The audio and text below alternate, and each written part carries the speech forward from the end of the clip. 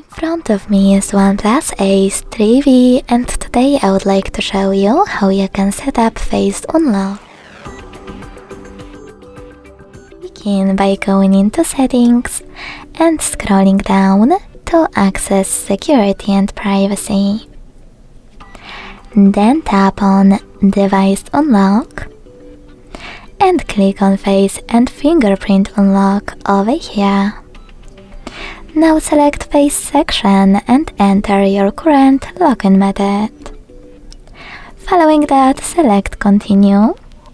Keep your face in frame and follow all of the instructions from your screen.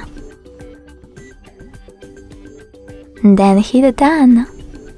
So when I switch off my screen and turn it back on, I can see that face unlock is working properly. Thanks so much for watching. If you enjoyed this video, leave a like, comment and subscribe. Bye!